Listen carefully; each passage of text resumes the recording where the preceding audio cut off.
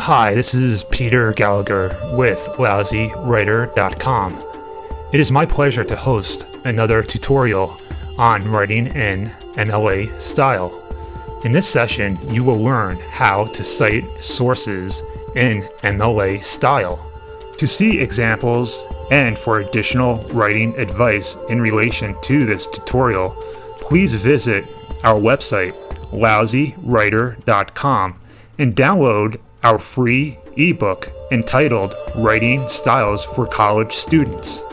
The works cited page in MLA style is important to your thesis or dissertation because it gives readers a list of sources you use to reach your conclusions. A well-researched paper will have high-quality sources. With MLA style, you list these sources on the works cited page at the end of your paper. MLA style requires that you follow a specific format for listing every source based on the type of source.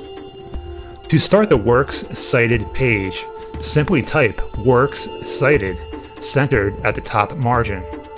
Then begin the first source immediately, double spacing all text on the page. Each source should have a hanging indentation, meaning the first line is flush left, and each subsequent line for the source should be indented 1/2 inch. You should alphabetize the entire works cited list by author's last name. If the author's name is not known, use the title of the source in the alphabetized list, ignoring the letters A, an, or the, THE, on the front of the name of the title.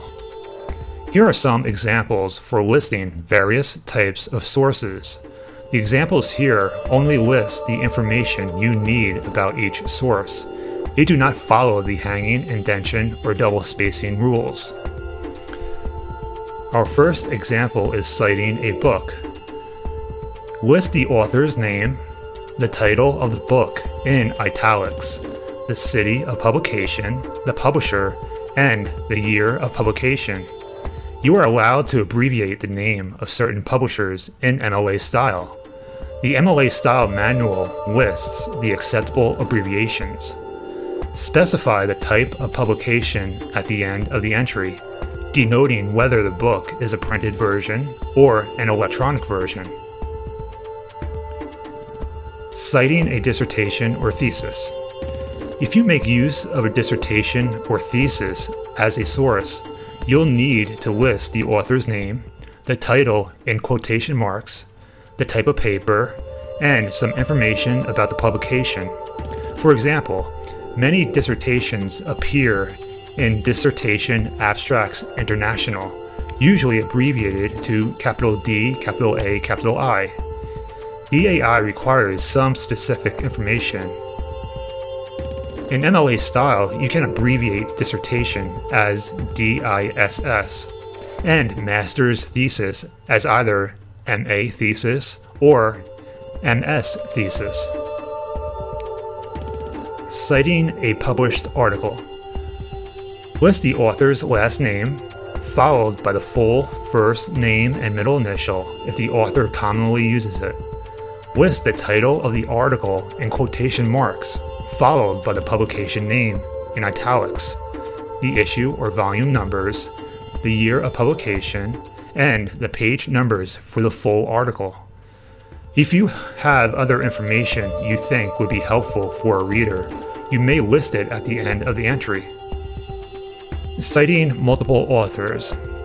List the first author by the last name, then first name, and subsequent authors by first name, then last name. Citing multiple works by the same author. After listing the first source with the author's full name, subsequent sources from the same author do not require the author's name. Instead, substitute 3 hyphens. Citing multiple works with multiple authors. If the same author is involved in multiple sources, but some of those sources include multiple authors, you have to list the full name in every source. If you have multiple works from the same group of authors, however, you can substitute the 3 hyphens for listings beyond the first listing. Finally, we have citing an anonymous author. If you don't know the author, just skip that part of the listing and begin with the title.